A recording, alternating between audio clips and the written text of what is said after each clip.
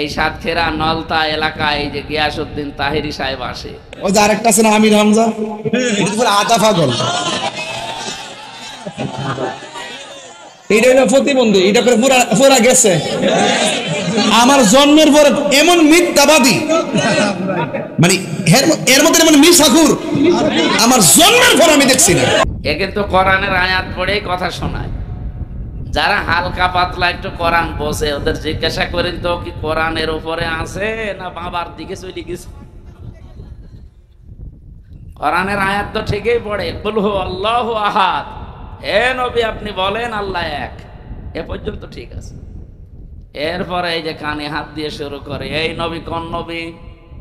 ফাতেমার বাবা। ফাতেমাকে হোসাইনের মা,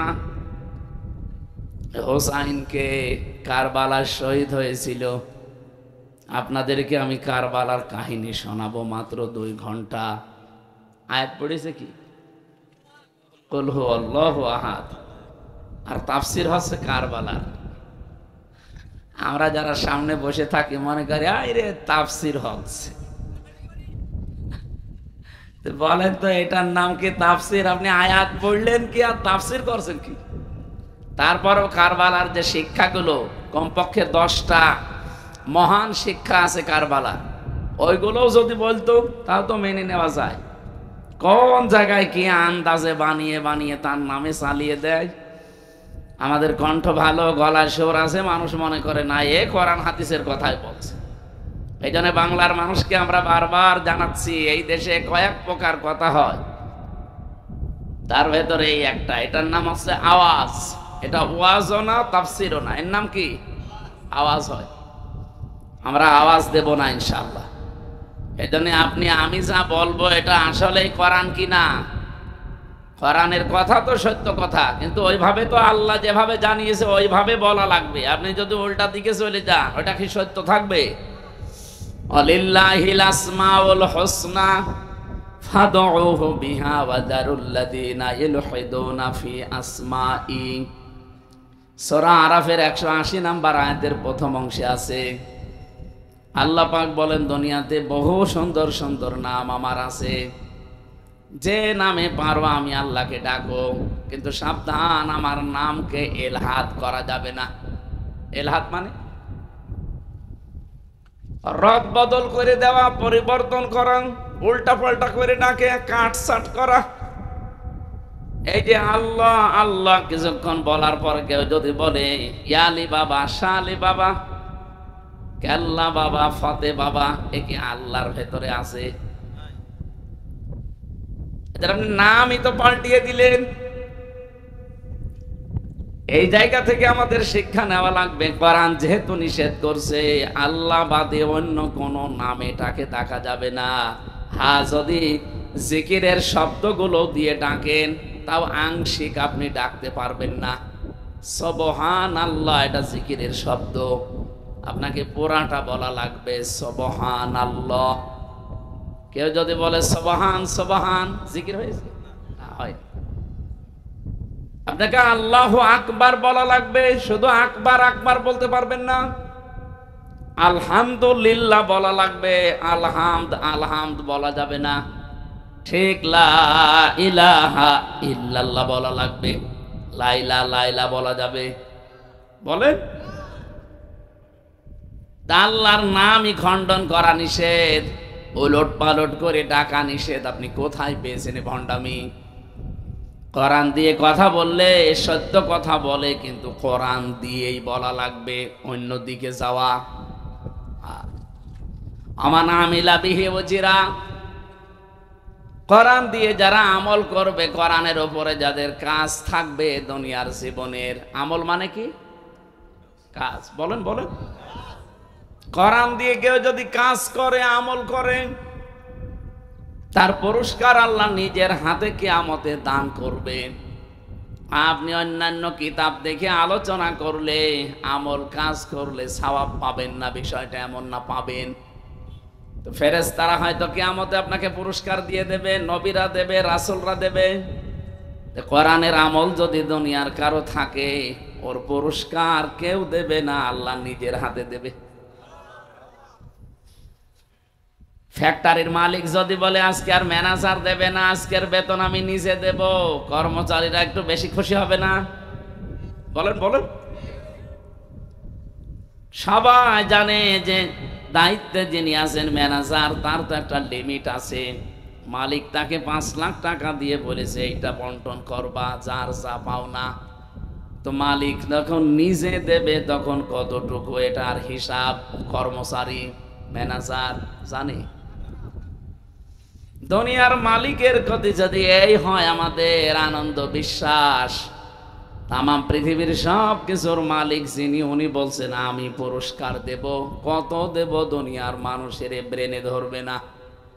এজন্য আজকে থেকে হিসাব করা লাগবে আমার জীবনের আমল কাজ কি কোরআন কেন্দ্রিক হয় নাকি কে কোন বাবা যা বলেছে ওই কাজ করি আমি। আমার কথা বোঝা যাচ্ছে? ঠিক আছে। কোরআনে কারিমে তাহলে আমল বা কাজ আছে কয়টা? পুরা কোরআনে আমি আমল বা কাজ পেয়েছি 500। কয়টা? এখানে আমার মনে হয় আলেম কয়েকজন বাদ দিয়ে বাকি যারা মুসলমান বসে আছি 5টাও বলতে পারবেন না। 500 দূরের কথা। তা আমাদের দেশে যে কাঙ্ক্ষিত মানের শান্তি আসবে আপনি পাবেন কোথায়? এই কোরআনে আল্লাহ 500টা আইন দিয়েছেন, আমল দিয়েছেন। এগুলো যখন ব্যক্তি থেকে একেবারে রাষ্ট্রীয় জীবন পর্যন্ত পুরাটা আপনি দেখতে পারবেন, তখন দেখবেন এই এলাকাটা, এই জনপদটা আল্লাহর মিনি জান্নাত হয়ে গেছে। কোরআনে কারীম জানিয়েছে ওয়ালাউ আন্না আহলাল কুরা আমানু ওয়াত্তাকাউ লাফাতাহনা আলাইহিম বারাকাতিম মিনাস সামাই ওয়াল আরদ। সূরা আরাফের 96 নম্বর আয়াতে আছে, জনপদের লোকেরা, দেশের লোকেরা যদি আমি আল্লাহর প্রতি ঈমান আনে আর তাকওয়া অবলম্বন করে জীবন চালাতে আরম্ভ করে, তার মানে কোরআনে বর্ণিত কাজগুলো করার নাম তাকওয়া। তাকওয়ার যে সমস্ত ব্যাখ্যাগুলো আমরা পেয়েছি তার ভেতরে 3 নম্বরে হচ্ছে আল আমালু বিত তানজিল। তানজিল মানে কোরআন শরীফে কোরআনের নাম আল্লাহ উল্লেখ করেছেন 55টা, তার 4 নাম্বার নাম হচ্ছে তানজিল। আল কোরআন, আল কিতাব, আল ফুরকান, আজ জিকির, আত তানজিল, এভাবে 55টা আছে। এবং কোরআনের একটা নাম হচ্ছে তানজিল, যেটা নাজিল করা হয়েছে। সুতরাং এই পৃথিবীতে আপনি যদি কোরআনের আমল করেন তাহলে আপনার ভেতরে তাকওয়া যেটা, এটা পয়দা হবে। এই ভারত, বাংলাদেশ, পাকিস্তান, এই 3টা দেশে আমরা যতটুকু ঘুরেছি, আমার ছোট বয়সে তো কোনো জায়গায় আমার বাদ নেই, প্রায় জায়গায় আমি এই 3টা দেশে গেছি। আমাদের এই এলাকাগুলো আমরা দেখি তাকওয়া শুধু পোশাকে আর শরীরে। হয়তো লম্বা জামা আছে, দাড়ি ভালো ভালো আছে, হাতে একটা তসবিহ আছে, এই হয়ে গেল তাকওয়া। না রে ভাই, এটা তাকওয়ার একটা পোশাক মাত্র। তো তাকওয়া থাকবে মানুষের অন্তরে। আর তাকওয়া হা হোনা নবীজি অন্তরের দিকে ইঙ্গিত দিয়েছেন। আজ যদি মানুষের কলবটা ভালো না হয়, অন্তরটা ভালো না হয়, ওর সুরাত সিরাত যত সুন্দর হোক, ওকে আপনি গোনা থেকে বাঁচাতে পারবেন না। এই যে সালমান এফ রহমান, বলেন তো এই লোকটার মাথা থেকে পা পর্যন্ত পুরাটা সাদা দেখতে মনে হয় কি? মাথার চুল ওর সাদা, পায়ের স্যান্ডেল পর্যন্ত সাদা, আর বাকি যা আছে সবই সাদা। এরপরেও লোকটা 36,000 কোটি টাকা চুরি করেছে। 7টা ব্যাংক থেকে লোকটা 36,000 কোটি। আমার মনে হয় মুরব্বীকে যদি আপনি গুনতে দেন, ও জীবন শেষ হয়ে যাবে, গোনা শেষ হবে না। আপনি কি যাই তাই মনে করেন 2-1 টাকা? 36,000 কোটি। এত বড় দরবেশ, এত বড় সাদা মনের মানুষ যদি এরকম কাদা মার্কা কাজ করে, তাহলে যারা একেবারে কাদা, ওরা কি করেছে আপনি বলেন? এই যে গত পরশুদিন রিপোর্ট বেরিয়েছে, হাসিনার ছেলের শুধুমাত্র বিদেশে পড়তে 400 কোটি টাকা খরচ হয়েছে। সুবহানাল্লাহ। একটা মানুষের পড়তে যদি এত টাকা খরচ হয়, কি বিলাসিতায় ছিল আপনি বলেন তো? আপনি কি অন্য দিকে নিয়ে যাবেন না? বলেন, শেখ হাসিনার যে পরিবার কি বাংলাদেশের ভেতরে শ্রেষ্ঠ ধনী? আমার বাবার মতোই। তার যদি এত টাকা খরচ হয় একটা ছেলের পেছনে, যারা আমরা যারা আছে, আমরা কি এদেশের ভাড়াটিয়া নাকি? আমাদের ছেলে মেয়ের কোনো দাম নেই? কথা বললে কিছু মানুষ শুধু নিজের দিকে টেনে নেয়, মনে হয় যে ওরেই বলছি, আমি আপনাকে বলছি না। একটা সাদা মানুষের পরিচয় দিলাম, বলেন এত ভালো মানুষ আমরা মনে করতাম, সেই লোকটার ওপরে সিরাত ভালো ছিল কিন্তু অন্তর ভালো ছিল না। এত টাকা মানুষ চুরি করে, 2-1 টাকা 5 টাকা 10-20 হাজার হলে তো মেনে নেওয়া যায়। এখানে আজকে থেকে আমরা যদি কোরআনের আমল করতে পারি, কোরআন কেন্দ্রিক কাজ হয় আমাদের, এই পৃথিবীতে তাকওয়া কি সেটা আপনি নিজে নিজে অনুভব করবেন যে তাকওয়া আমার ভেতরে পয়দা হয়ে গেছে। তাকওয়ার যতগুলো মিনিং আছে তার ভেতরে অন্যতম হচ্ছে আল কিনায়াতু বিল কলিল। আপনি অল্পে তুষ্ট হয়ে যাবেন, বেশি পাওয়া লাগবে না আপনার, অল্প কিছু হলে আপনি তুষ্ট হয়ে যাবেন। এই যে জেলখানায় যারা আমরা 3 বছর কাটালাম, আমি আরো কত মানুষ জেলের পরে জেল খাটতে আছে। জেলখানার সম্বল বাটি আর কম্বল, এই ছাড়া আর কিছু নেই। একটা বাটি দেয় আর কম্বল আছে, এছাড়া জেলখানায় আপনার নিজের বলতে আর কিচ্ছু নেই। মানুষের জীবন কাটছে না। আমার তো 3টা বছর মাত্র এই 2টা জিনিস দিয়েই কেটে গেল। একটা বাটি দিয়েছিল আর একটা কম্বল দিয়েছিল জেল থেকে। আর বাইরে থেকে যেহেতু আমাদের যোগাযোগ বিচ্ছিন্ন ছিল, সব কিছু খবরাখবর নিষেধ, তা আমার জীবন কাটেনি। 3 বছর কষ্ট হয়েছে কিন্তু চলে তো গেছে। ওই সময় থেকে আমি নিজেকে আস্তে আস্তে করে কন্ট্রোল প্রায় করে ফেলেছি যে দুনিয়ার জীবনটা এরকমই, অল্পে যে যত তুষ্ট হতে পারবে সে মানসিকভাবে তত বেশি শান্তি পাবে।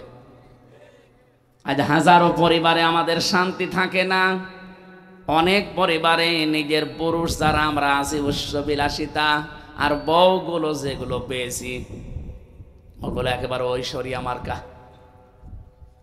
ওর স্বামীর ইনকাম প্রতি মাসে 15,000 টাকা, এমনও বউ আছে তার পেছনে খরচ করা লাগে প্রতি মাসে 14,000 টাকা।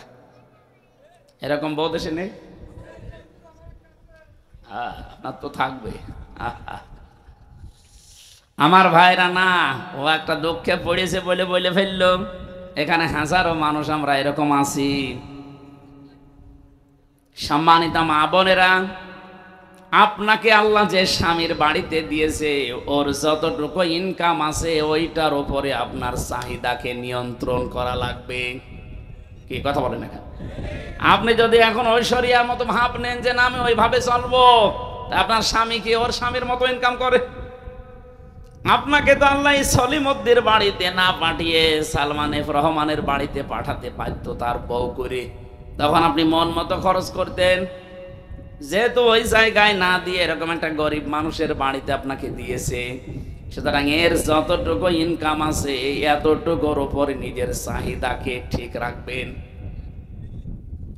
দুনিয়াতে এবং আখেরাতে উভয় জগতে কামিয়াবি হওয়ার জন্য এইটা আমার মনে হয় এখন খুব বেশি দরকার। বেশি বেশি পাওয়া, বেশি বেশি পাওয়া, এই পাওয়ার আকাঙ্ক্ষা মানুষের কাটে না ওই দিন পর্যন্ত যতদিন চোখ বন্ধ না হয়। আল্লাহকুমুত তাকাসুরু হাত্তা যুরতুমুল মাকাবির। রব্বুল আলামিন বলেন মানুষ বেশি বেশি পাওয়ার জন্য মহা অন্ধ হয়ে গেছে। এ ঘোর কাটে না ওই দিন পর্যন্ত যতদিন ওর কাছে আজরাইল না যায়। ঘর একদিন ঠিকই আপনার কাটবে, সোজাও আপনি হয়ে যাবেন। যেভাবে সোজা কথা বলছি আমিও নিজেও সোজা হয়ে যাব, কিন্তু চকলেটের মতো মুড়িয়ে একটা পেঁয়াজ দিয়ে যখন সোজা করে রাখবে, ওই সময় আপনি যদি বাঁকা হয়েও কোনো জায়গায় পড়ে মরে যান, তাও যারা নিয়ে মাটি দেবে ঠিক চকলেটের মতো লম্বা করে 3 পেঁয়াজ দিয়ে সোজা করে দেবে, নাকি বাঁকা করে দেয়? এখন হয়তো কেমন কেমন লাগছে যে ছাতা এখন কি বলে, দুনিয়া কি মজা লেলো, খাও দাও ফুর্তি করো, আরে এ কি আরম্ভ করেছে। আরে ভাই, কোনো গ্যারান্টি যদি থাকতো আমি বলতাম না। যেহেতু বসে আছেন, দাঁড়াবেন, সে গ্যারান্টিও আপনার হাতে আছে? নেই। একটা গল্প পড়েছিলাম উপন্যাসে। এক ব্যাঙ একদিন সাপকে ডাক দিয়ে বলে, বন্ধু সবই তোমার ভালো লাগে, তুমি যে আঁকা বাঁকা হয়ে চলাফেরা করো ওইটা ভালো লাগে না, একটু সোজা হয়ে চলতে পারো না? সোজা হয়ে চললে দেখতেও তো ভালো লাগে, একটু আঁকা বাঁকা হয়ে যাও। সাপ বলে, কি তুই আমার চলায় ভুল ধরলি?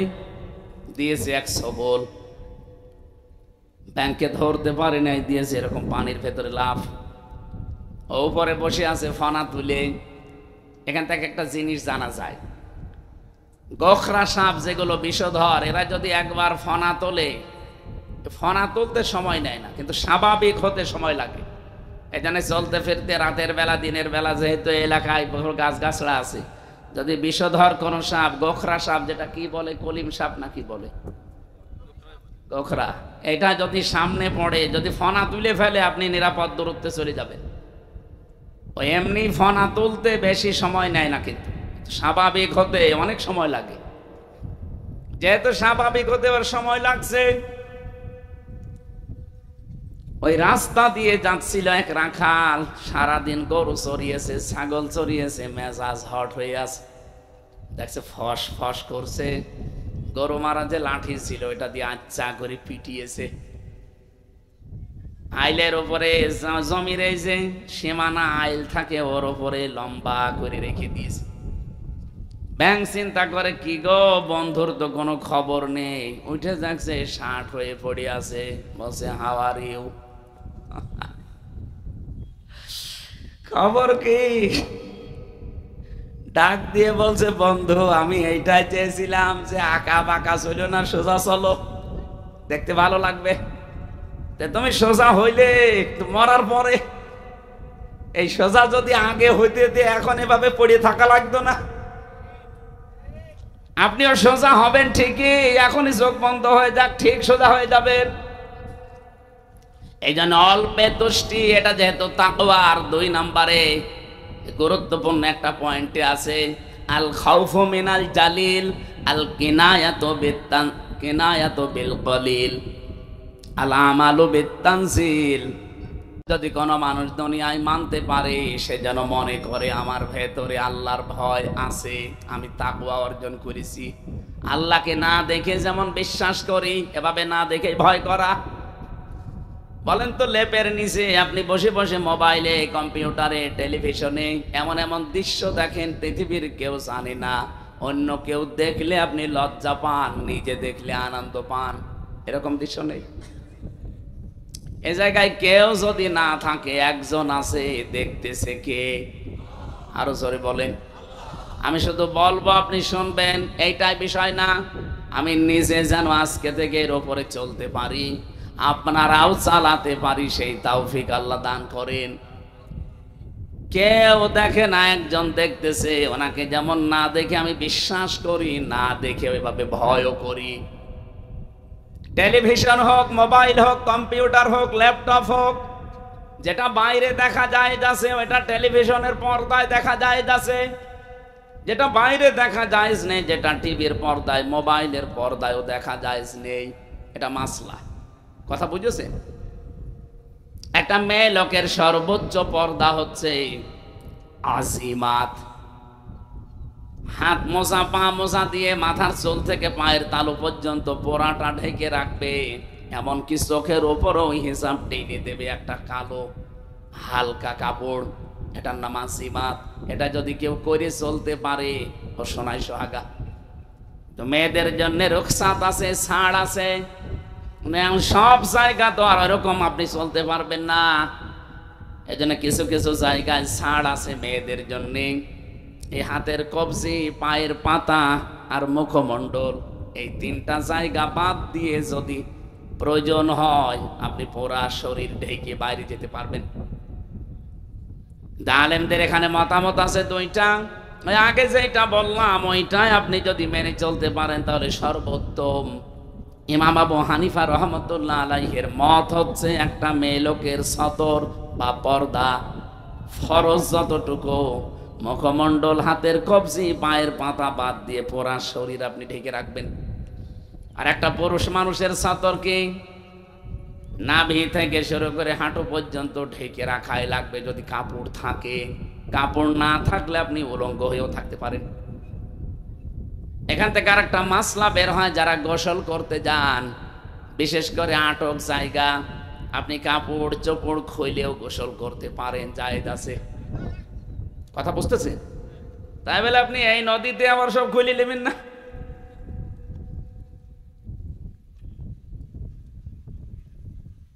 পোশাকের যে মাত্রাটা বললাম নারী পুরুষের, বাংলাদেশে বহু মানুষ আমরা দেখি বউকে আমরা শাড়ি কিনে দেই, মেয়েকে শাড়ি কিনে দেই না। এটা দিয়ে পর্দা আদায় হয় না, নামাজও হয় না। কারণ নামাজ পড়তে গিয়ে যদি আপনার মাথা থেকে রুকু সেজদা দেওয়ার সময় শাড়ির আঁচল পড়ে যায়, চুল যদি বের হয়ে যায়, আপনার নামাজ ভেঙে যাবে, শেষ। এই জন্য এই মাসলাটা খেয়াল রাখবেন। আমার মনে হয় প্রতিটি মেয়ে লোকের সালোয়ার কামিজ এই পোশাকটাই অভ্যস্ত হওয়া দরকার। 350, 400, 500 টাকা হলে জিনিসও হয়ে যাবে, পর্দা আদায় হবে, নামাজও হবে, খরচও বাঁচবে। ওই 3000, 4000 টাকা দিয়ে শাড়ি ও ছাতা না কিনলেও আমার মনে হয় এখন ভালো আপনারা এইটা কিনে দেবেন। আমি মদিনার মিউজিয়ামে গিয়েছিলাম, হযরতে ফাতেমাতুজ জোহরার পোশাক আমি দেখে এসেছি। ওটা ওনার পোশাক কিনা আমি জানি না, কিন্তু লেখা আছে হাজিহি লিবাসুন লিবাসাতুন ফাতিমাতুজ জোহরা রাদিয়াল্লাহু তাআলা আনহা। এটা ফাতেমাতুজ জোহরার পোশাক। এ পর্যন্ত হাতা দেওয়া আছে, পা পর্যন্ত লম্বা। মেয়েরা এরকম পোশাক বানায়, আমার মনে হয় পড়লে আপনার সব কিছুই ওকে থাকবে। হঠাৎ করে কোনো পুরুষের সামনে পড়ে গেলে আপনার ফরজ বিধান পর্দা লঙ্ঘন হবে না। আমার কথা বোঝা গেছে নাকি বলেন? আমার শাড়ির এই কালচারটা বাদ দিয়ে এই পোশাকটাই অভ্যস্ত হবেন মেয়েরা। আমি যে কথা বলতে চাচ্ছি, কোরআনের আমল করা, এটার নাম তাকওয়া। সুতরাং আজকে থেকে আপনি কাজ কারবার করলেই দেখবেন এটা কোরআন কেন্দ্রিক হয় কিনা। যদি দেখেন না কোরআনে নিয়ম নীতি নেই, দেখবেন কোরআনের ব্যাখ্যা হাদিস কোনো কিছু পাওয়া যায় কিনা। এখন যদি বলেন এত কিছু করতে হলে তোমার আলেম হওয়া লাগবে, কে বলেছে আপনাকে? ইসলামের মৌলিক কয়েকটা নীতি, খুব বেশি না। আপনি একাধারে প্রতিদিন আধা ঘন্টা করে সময় দিয়ে যদি 1-2 মাস একটু দেখেন, আপনি ইসলাম মানতে পারবেন। অন্তত ফরজ বিধানগুলো কারো কাছে জিজ্ঞাসা করা লাগবে না। হ্যাঁ, আপনি যদি একেবারে কোরআন বুঝে একেবারে সেই আল্লামা সাঈদীর মতো পড়তে চান, তাহলে তো 10-12 বছর সময় এমনি দেওয়া লাগবে। অখল না সাতক্ষীরা বাসে একটু খেয়াল করেন, আমি যে কথা বলতে চাই, আল্লাহর হাত থেকে যদি আমরা পুরস্কার নিতে চাই, আমল করা লাগবে বাবা যেটা দিয়েছে ওইটা, না কোরআনের। আমান হাকামা বিহি আদালা, যারা কোরআন দিয়ে বিচার করে তারা ন্যায় বিচার করতে পারে। 54 বছর বলেন তো কোরআনের বিচার একটাও হয়েছে? ন্যায় বিচার পাবেন কি করে? ন্যায় বিচার যে ছিল না এর প্রমাণ তো আমি নিজে। 3টা বছর ওরা বিনা কারণে আমাকে আটক করেছে এবং যত কষ্ট দিয়েছে আমার সহ্যের বাইরে চলে গেছে। 3 বছর একাধারে একটা ঘরের ভেতরে, তাও ফাঁসির কন্ডেম সেলের ভেতরে, যেখানে মার্ডার মামলার আসামিদের রাখা হয়। বড় বড় খনি সন্ত্রাসী যাদের কোনোদিন আর বের হওয়ার সম্ভাবনা নেই, তাদেরকে রেখে দেয়। অথচ আমারে রেখে দিয়েছে ওই জায়গায়। আরে ভাই, রেখে দিলি দে, অন্তত যোগাযোগ করতে দিবি না বাড়িতে? 3 বছর ওরা আমার বাড়ি থেকে আসে না আসে আমি জানতামই না। বের হয়ে শুনলাম আমার দাদা মরে গেছে, আমার নানি মারা গেছে, আমার এক চাচাতো ভাই মরে গেছে, কিছুই জানতাম না। কি কষ্ট পেয়েছিলাম 3 বছর। আপনি নিজের জায়গায় একটু দাঁড় করান তো, একটু খোলামেলা দিলেও তো হয়। জেলখানা তো বড় জায়গা। আমি যে গাজীপুরের কাশিমপুরে ছিলাম, ওটা প্রায় একটা গ্রামের মতো। এদিক ওদিকে মিলায় প্রায় 2.5 কিলো 3 কিলোমিটার। একটা গ্রাম এত বড় হয়? 4 জেল মিলে এত বড় বিশাল জায়গা। জেলে থাকলে অত কষ্ট হতো না। তো শয়তানরা রেখেছিল ফাঁসির কন্ডেম সেলের ভেতরে, আবার 24 ঘন্টা তালা লাগানো, সিসি ক্যামেরা দেওয়া, কেউ জানে আমার সাথে কথা না বলে। এমন 2 জনকে দায়িত্ব দিয়েছিল জেলার আর সুপার, 2টায় মালায়ন, একটা সুব্রত বালা আর একটা দেবদুলাল। এর হাতে দেখতাম লাল সুতা বাঁধা আছে, 2টা রয়ের এজেন্ট। এই জন্য আলেমদের প্রতি এত কষ্ট ওদের।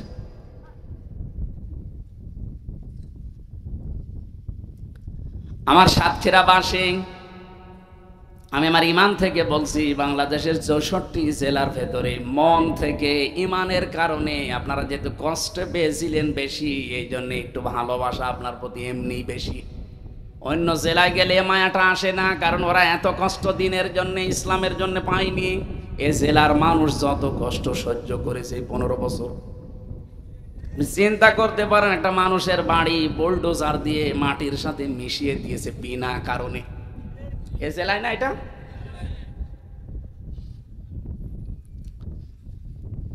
কোরআনের বিচার আমরা পেলাম না। 54 বছর চলে যাচ্ছে দেখতে দেখতে। এটা যে থাকলে কেমন লাগে। আমি মালয়েশিয়া কয়েকদিন আগে ছিলাম, ওখানে কোরআনের বিচার ফুল নেই, কিন্তু যতটুকু ওরা অন্তত মেনে চলে অতটুকুই শান্তিতে আছে। সৌদি আরবে ছিলাম আমি, ওখানে কোরআনের বিচার 100 ভাগ পাইনি, হয়তো 60 ভাগ আছে 100 ভাগের ভেতরে, তাই যে শান্তিতে ওরা থাকে।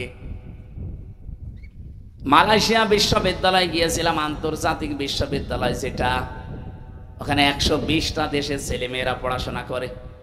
অন্যান্য দেশের ছেলেরা আমারে বলছিল, হুজুর এই যে মোবাইলটা, এই মোবাইলের দাম প্রায় 80,000 টাকা, এখানে পড়ে আছে। শুধুমাত্র এর পাশ দিয়ে যদি বাংলাদেশ আর ভারতের লোক না যায়, এ কিয়ামত পর্যন্ত পড়ে থাকবে, কেউ নেবে না। কিন্তু বাংলাদেশের আর ভারতের লোক যদি এর পাশ দিয়ে যায়, গায়েব হয়ে যাবে। আমার মুখ থাকে ওখানে, কারণ আমার বাড়ি কোথায়।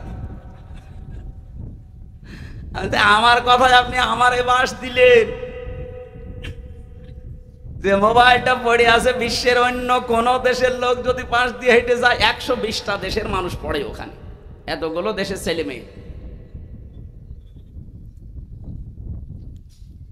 কেউ নেবে না পড়ে থাকলে। কিন্তু আপনাদের দেশের লোক আর ভারতের কোন শয়তান যদি পাশ দিয়ে যায়, ও গায়েব করে ফেলবে।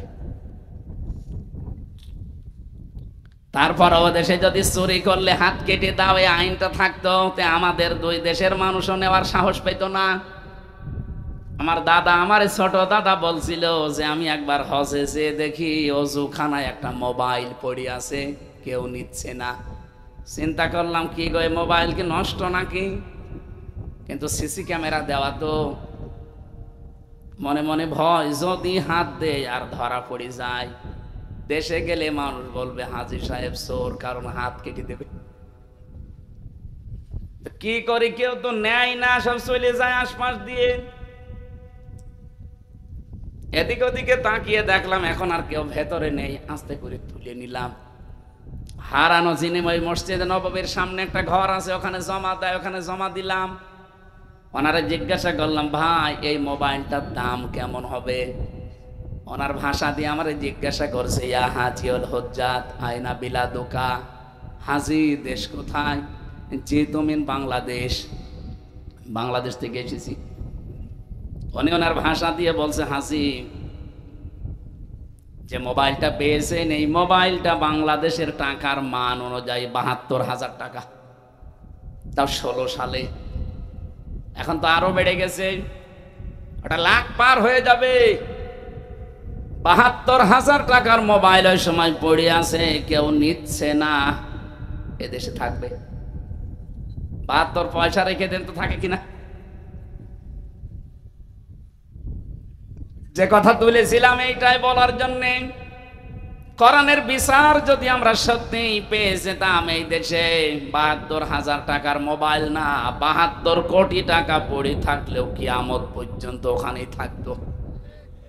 এরকম একটা বিষয় আল্লাহর নবী বানিয়েছিলেন সমাজ ব্যবস্থায় এই কোরআন দিয়ে, সেটা এখনো আছে আমাদের কাছে, কিন্তু আজ পর্যন্ত কোরআনের বিচার কি একটাও আমরা পাইনি। আরো দু একটা আছে, এগুলো আছে হালকা পাতলা, ওইগুলো তুলে দেওয়ার জন্য আন্তর্জাতিক ভাবে কিছু ষড়যন্ত্র চলছে। এই যে নারী কমিশন যাদেরকে বসিয়েছে, আপনি কি মনে করছেন এদের পেছনে কেউ নেই? অনেক আগে পয়লা আছে। আন্তর্জাতিক ভাবে এরা চক্রান্ত করে আগস্টের 5 তারিখের পর থেকে চেষ্টা চালাচ্ছে। ওদের 318 পৃষ্ঠা পড়ার রিপোর্ট আমি পড়ে দেখেছি এই কয়দিনে। ওরাটা পড়ে দেখলাম কোরআনের 10টা আয়াতকে ওরা মানে না। কোরআনের একটা অক্ষর না মানলে যেখানে ঈমান থাকে না, কাফের হয়ে যায়। আর সেখানে 10টা আয়াত অলরেডি অস্বীকার করেছে। এই যে পারিবারিক জীবনে আমরা জমি জায়গা ভাগ করি, এক ছেলে যা পাবে 2 মেয়ে তাই পাবে, এই নিয়মটা কার? আরো জোরে বলেন। যদিও সাতক্ষীরায় অনেক এমন ভালো মানুষ আছে যারা এই নিয়ম মানে না। ছেলের নামে সব লিখে দেয় আর মেয়ের মাথায় হাত দিয়ে বলে মা তোর জন্য দোয়া করে দিলাম। এটা টাটকা নির্ভেজাল শয়তান। তুই দোয়া তো করবে, ওরে ফাঁকি দিলি কেন? 16 সালে আমার সাথে হজে গিয়েছিল ফরিদপুরের একজন। ও যাবার সময় আমারে গল্প করছে, আমার পাশে বিমানের সিট পড়েছে, বলছে হুজুর কাজ একটা করে এসেছি। কি? জমি জায়গা দোকান পাট যা ছিল সব ছেলের নামে লিখে দিয়েছে। আসার সময় 2টা মেয়ে ছিল, ওদের মাথায় হাত দিয়ে বললাম কাবা শরীফে যাচ্ছি, দোয়া করে দেব। আপনার হজ বাংলাদেশে যাওয়া দূরের কথা, জেদ্দার বিমানবন্দরও পার হবে না। আপনি কিসের দোয়া করতে এসেছেন এখানে? আপনার নিজের গোনায় তো মাফ হবে না।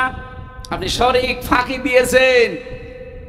কান খাড়া করে শোনেন, কান সাতক্ষীরা বাসী যারা শরীক ফাঁকি দেন, বোনের জমি, ভাইয়ের জমি, মেয়ের জমি, জনগণের কোন সম্পদ যদি শরীক কেউ ফাঁকি দেন, 2টা সমস্যায় আপনি পড়বেন।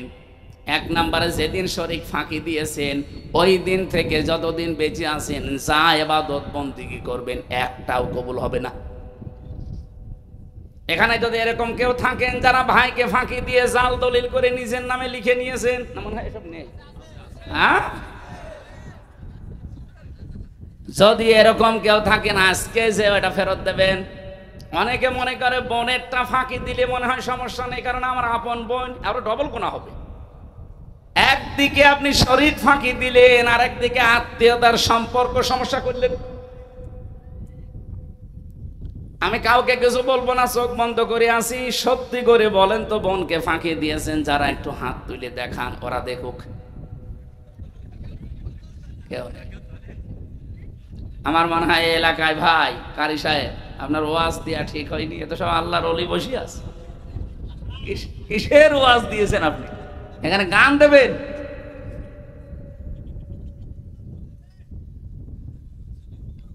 আপনি একটু ভাবেন তো নবীর এই হাদিসের দিকে তাকিয়ে, যেই দিন আপনি বোনের জমি, ভাইয়ের জমি, ফুফুর জমি, চাচার জমি অথবা নিজের মেয়েকে ফাঁকি দিয়ে অন্য উল্টা পাল্টা করে গেলেন, কিসের নামাজ পড়লেন, হজ করে আসেন, আপনি তাহাজ্জুদ পড়লেও তো ওই দিন থেকে কবুল হওয়া সব বন্ধ। 2 নম্বরে যেদিন মারা যাবেন ঈমান পাবেন না, বেঈমান হয়ে মরবেন। আপনি কার জন্য কি করছেন? আপনি কি মনে করেন যে আমার এই ছেলেটা সুখে থাকবে, মেয়েরা যা করে করুক গা, আমার ছেলেটা সুখে থাকবে, পরবর্তীতে আমাকে দেখে শুনে রাখবে? আপনাকে দেখে শুনে রাখার দায়িত্ব কি ছেলের না আল্লাহর? তামাম দুনিয়া ভর্তি সম্পদ দিলেও যদি আমার আল্লাহ বলে না তোর ছেলে তোর দায়িত্ব পালন করবে না, ওই ছেলে ওই সম্পদ নিয়ে আরো অবৈধ কাজে ব্যয় করবে। মাঝখান থেকে আপনার জীবনের ইবাদত বন্দেগী গুলো নষ্ট করলেন, আর মরণের সময় বেঈমান হয়ে মরে গেলেন। কারো জন্য কিছু করার দরকার নেই। দুনিয়া পুরাটা একটা ধোঁকা। আপনি মনে করবেন আপনার বউ এও ধোঁকা, আপনার মা বাবা এও ধোঁকা, সব ধোঁকা। আমার কোরআনে কারিমে আল্লাহ জানিয়েছেন আমাল হায়াতুদ দুনিয়া ইল্লা মাতাউল গুরুর। হে পৃথিবীর মানুষেরা, দুনিয়ার জীবন কিন্তু পুরাটা ধোঁকা। যত কিছুই মরিচিকার মতো মনে হোক না, এ আমারে ছাড়বে না। কে বলিস আপনাকে? আমি আমার নিজেরটা বলছি, আল্লাহর কসম, কোরআন আমার সামনে। এখন যদি আমি গপ করে পড়ে মরে যাই, আর আপনি আমার ম্যাডামরা যদি খবর দেন যে হামজা পটল তুলেছে, হ্যাঁ, ও কানবে, আমার ভালোবাসে, কানবে। 2-3 দিন হয়তো কান্নাকাটি করে খাবার দাবারও হালকা পাতলা বন্ধ করে দেবে। 7 দিন পরে দেখবেন স্বাভাবিক হয়ে গেছে। কি কথা বলছেন কেন? 7 দিন পরে স্বাভাবিক হওয়া শুধু না, 1 মাস যেতে যেতে দেখবেন আবার আনন্দ ফুর্তি আরম্ভ হয়ে গেছে দুনিয়ার মানুষের সাথে। খুব বেশি হলেও 3 মাস 10 দিনের ভেতর ওর বাবা এসে আমার বাবার কাছ থেকে বলে ওরে নিয়েও চলে যাবে, বলবে ও তো নেই, এখন মেয়ে রেখে করবো কি, ঠিক অন্য জায়গায় বিয়ে দিয়ে দেবে। আমার কবরের মাটি এখনো শোকায়নি। ও মাত্র 7 দিন বিয়ের বয়স। দেখবেন ওর বাবাকে নিজেই বলবে, আব্বা, হামজা তো আর কি ছিল, এখন যেটা পেয়েছে এটা 100 গুণ ভালো। এটা বলবে, 100 ভাগ বলবে। আমি এই যে ক্যামেরার সামনে নিয়ে বলছি, বলবেও। শুধু আমারটাই বলবে, আপনাদেরটা বলবে না। ওই যে দাঁড়িয়ে আছে, একটু জিজ্ঞাসা করে আসেন তো, যান। এখন কি আপনি এখন মারা যান, আপনাকে যদি আমরা বলি যে ওই বউ যে খাটে থাকে, খাটের নিচে রেখে দেব কবর দিয়ে, কোন বউ আছে রাজি হবে ওই বউটা নিয়ে আসেন? জীবনেও রাজি হবে? বলবো না, রাতের বেলা জিন আসবে। এই হচ্ছে দুনিয়া। এইটার জন্য আপনি কার জন্য কি করে যাচ্ছেন? আপনার আখিরাত নষ্ট করে। আমি আমার ইমান থেকে একটা বিষয় জেলখানায় থেকে বুঝেছি, নাই তো এর আগে আমি এটা শুনতাম, কিন্তু বাস্তবতায় টের পেতাম না। এটা উপলব্ধি করেছি এই বিচ্ছিন্ন থাকার কারণে, যে দুনিয়া আসলে কেউ কারো না, সব স্বার্থের পেছনে আছে। আমি যার জন্য যা করে যাচ্ছি বলেন তো, কুষ্টিয়ায় আমার বাবার নাম রিয়াজউদ্দিন, আমার দাদার নাম জাহান আলী, তার বাবার নাম নমাজ আলী। এরপরে আমি আর চিনি না। 3 পুরুষের পরে আমার আর মনে নেই, আমি আর চিনিও না। এ মুরব্বিকে যদি জিজ্ঞাসা করা হয় আপনার বাবার নাম কি, বলে তো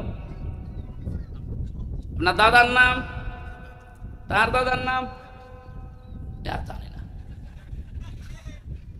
আমি তো তাও 3 পুরুষ বললাম, 2 পুরুষের পর আর মনে নেই, আর জানার দরকার নেই।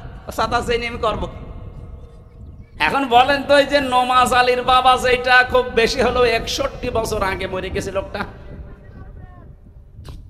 মাত্র 61 বছর আগে লোকটা। আমি সেদিন হিসাব করলাম খাতা কলম দিয়ে, যে দেখি আমার দাদা, আমার দাদার বাবা, হিসাব করে দেখি আমার বাবা, দাদা আর তার বাবা, এই 3 পুরুষ মাত্র। হিসাব করে করে দেখলাম মাত্র 61 বছর আগে মরে গেছে লোকটা। আমার মনে মনে হচ্ছিল, ওই নমাজ আলীর বাপ যদি এখন এসে বলে, কুষ্টিয়ার এই 2 তলা বাড়ি আমার, এই ভিটা আমি বানিয়েছিলাম, এখন আমি থাকবো, আল্লাহর কসম ওই বুড়োকে আমি ঢুকতে দেব।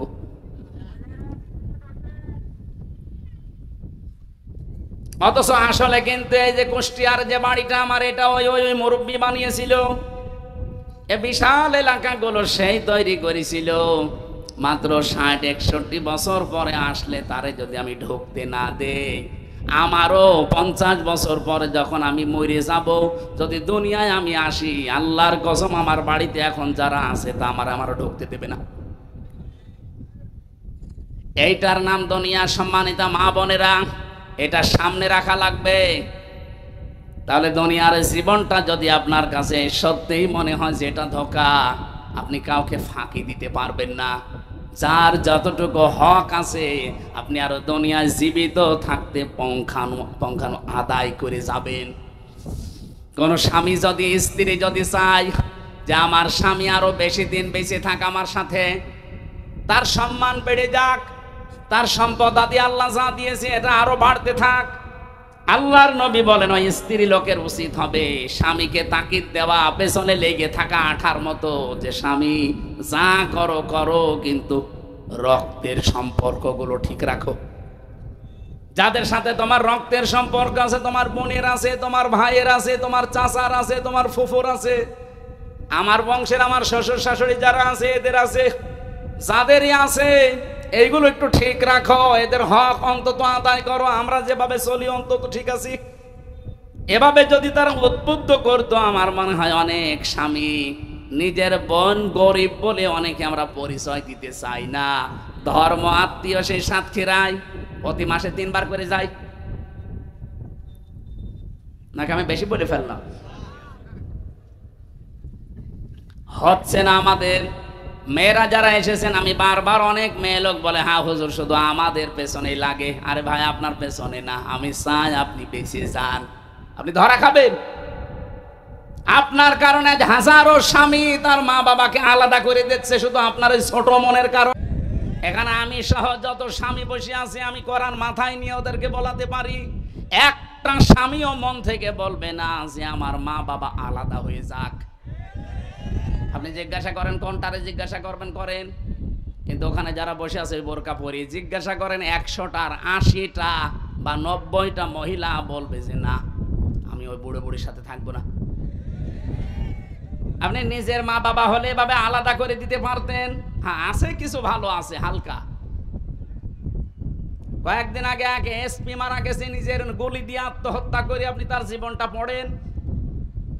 এই বউ শাশুড়ির দ্বন্দ্বের কারণে লোকটা মানসিক যন্ত্রণা সহ্য করতে না পেরে একজন এসপি, চিন্তা করতে পারেন, একটা জেলার সেকেন্ড কমান্ডে আছে সেই লোকটা, তার প্রতিদিনের উপায় অন্তত চোখ বন্ধ করে থাকলেও 20 লাখ।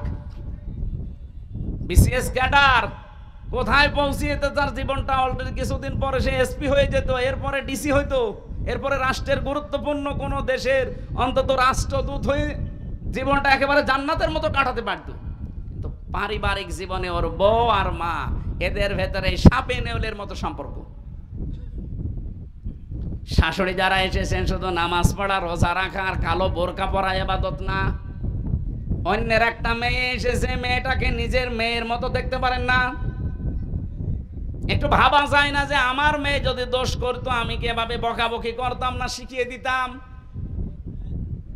ওইটা একটু মনে করে অন্তত চালিয়ে নেন। বৌমা যারা এসেছে এরা যদি মনে করতো এগুলো আমার মা বাবার মতোই, মা বাবা যদি আমার বেঁচে থাকতো আমার কাছে এইভাবেই থাকতো। আমি যতটুকু বুঝি ভাই, ইসলাম আর বাস্তবতা, আজ হাজার পরিবারে শুধু বউ আর শাশুড়ির ছোট মনের কারণে আমরা মানসিক রোগী হয়ে যাচ্ছি। এখানে এরকম রোগী আছেন? কার হাত তোলেন তো। একজন, ঠিক আছে। মা বোনদেরকে বলবো, নামাজ যেভাবে গুরুত্ব দিয়ে পড়েন, রোজা সেভাবে গুরুত্ব দিয়ে রাখেন, পরিবারটা এইভাবে একটু গুরুত্ব দিয়ে রাখেন, দেখবেন পরিবারে আমার আল্লাহ একটা অনির্বচন সুখ দান করবেন। কোরআনের বিচার ব্যবস্থার কথা বলছিলাম, এটা নেই, এই জন্য আমরা আজ অবিচারে আছি। সত্যি যদি এটা আমরা আজ দেখতে পেতাম, কোরআনের বিচার থাকলে আপনি মিনি জান্নাতে বাস করতেন। এইটাই আমরা সামনে কায়েম করতে চাচ্ছি, কিন্তু ষড়যন্ত্র যেহেতু হচ্ছে, আমাদের এই জন্য ঐক্যবদ্ধ থাকা লাগবে। আরে ভাই, কোন আদর্শ মানেন, কোন দল করেন, শব্দ দেখলেন 54 বছরে, কি পেয়েছেন আপনি? আপনার বাবা কি পেয়েছে? মরে তো কব্বরে চলে গেছে সে। এখন আপনাকে কিছু পাওয়া লাগবে দুনিয়া আর আখেরাত মিলে। আপনার কপালে যেটা লেখা আছে এটা তো মাস্ট বি আপনি পাবেনই, তার যাতে বেশিও পাবেন না, কম পাবেন না। মাঝখান থেকে আপনার আখেরাতটা নষ্ট করেন না, তৈরি করে যান। কোরআনে নামাজের কথা যেহেতু 82 বার আছে, রোজার কথা 1 বার আছে, যাকাতের কথা 82 বার আছে, হজের কথা 1 বার আছে, আর কোরআন দিয়েই পরিবার সমাজ রাষ্ট্র চালানো লাগবে, এটা আছে 918 জায়গায়। কোরআনে কারিমে কোরবানির কথা আছে কয়বার? বলেন বলেন। মাত্র 1 বার আল্লাহ দিয়েছেন, ওয়ালিকুল্লি উম্মাতিন জাআলনা মানসাকান।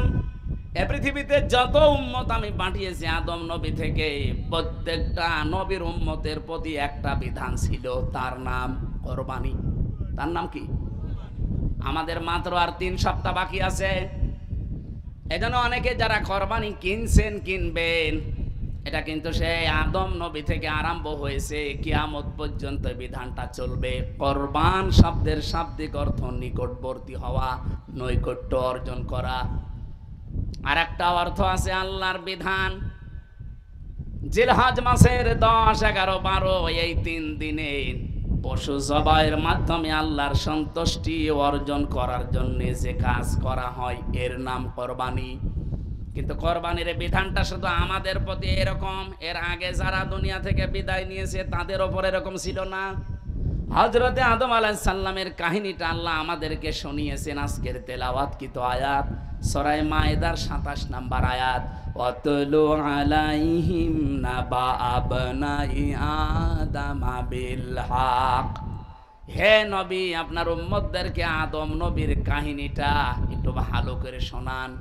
আদম নবীর ওই সন্তানদের যে কাহিনীটা, ইদ করবা কুরবানান, যখন তারা কোরবানি পেশ করেছিল, তাদের শরীয়তের নিয়ম ছিল এরকম চাটিয়াল ময়দানে পশু জবাই করে রেখে আসতো, আকাশ থেকে আগুনের ঝলক এসে পুড়িয়ে ফেলতো, তাহলে বুঝতো লোকটা ভালো মানুষ, ওর টাকা হালাল। আর যেটা জবাই পড়ে থাকতো আগুনের ঝলক এসে পড়িয়ে গেছে। চারিদিকে মানুষ, 4টা রাস্তার মোড় যাচ্ছে, অন্তত একবার হলেও আল্লাহু আকবার বলছে। আর আমরা 15.5 বছরে আল্লাহু আকবার না, ওইটা দেখেই মনে হয়তো বঙ্গ বল্টু, ও দেখেই মনে হয়তো আমি কইরে ওই জিকির করলে সওয়াব হবে। একটা মরা মানুষের জন্য যা করা হয়েছে, কেউ যদি আল্লাহর এই পরিমাণ প্রশংসা করতো আমার মনে হয় আরো খুশি হয়ে যেত। এজন্য আমাদের এখন উচিত হাবিলের পর্যায়ে থাকা, কাবিলের মতো মারডাঙ্গা না। বহু অত্যাচার, জুলুম, নির্যাতন সাতক্ষীরা সহ্য করেছে, সামনেও করবে, কিন্তু কোনোদিন কাবিলের মতো মায়ের মুখে আমরা হব না। এগুলোর জন্য আজ যারা উল্টাপাল্টা দোষ দিচ্ছেন আমাদের প্রতি, আমারে যদি এখন বলে যে এইটাও রাজাকার ছিল, শয়তান হাসবে না? বলবে এর বয়স হচ্ছে 33 বছর, এর বাবা ওই সময় কেবল হয়েছে।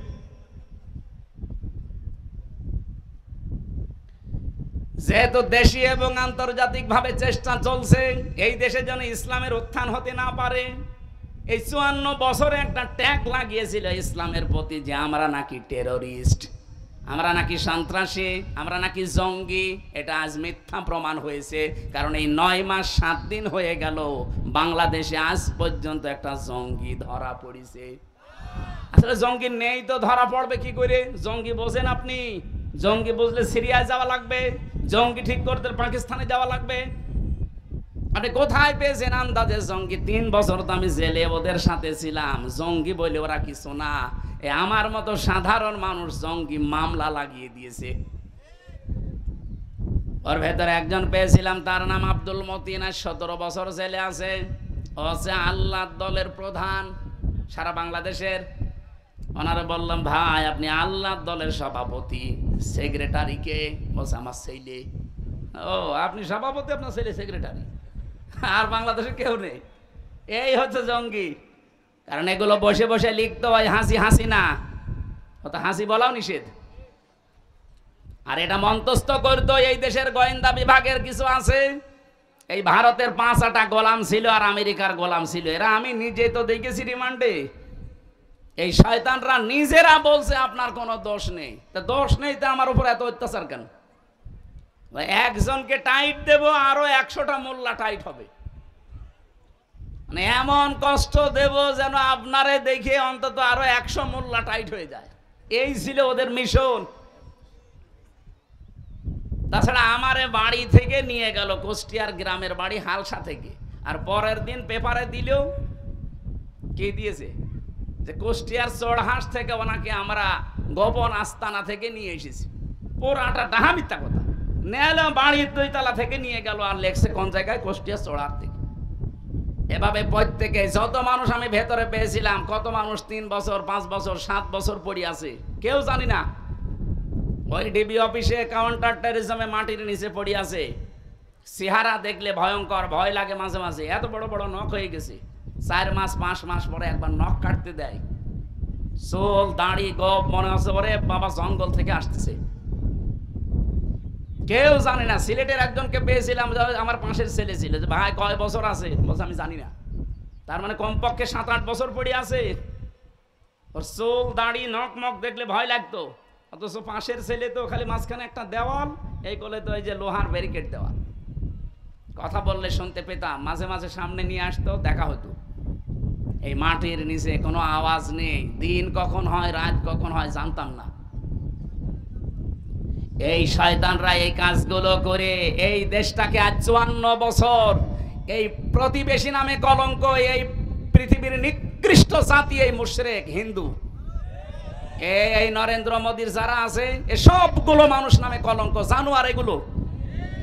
এই জানোয়ারদের কারণে এই দেশে ইসলাম যেন উঠতে না পারে সেই কাজ ওরা করেছিল। আগে ধরেছিল আলেমদের। বাংলাদেশে আলেমরা জঙ্গি আজ 9 মাস 7 দিনে একটাও ধরা পড়লো না, কারণ জঙ্গির নাটকও পাঠাইতো লিখে লিখে, আর এগুলো মন্তস্থ করতো ওদের দিয়ে, ওরাও পালিয়েছে ও পালিয়েছে। এখন জঙ্গি পাবেন কোথায়?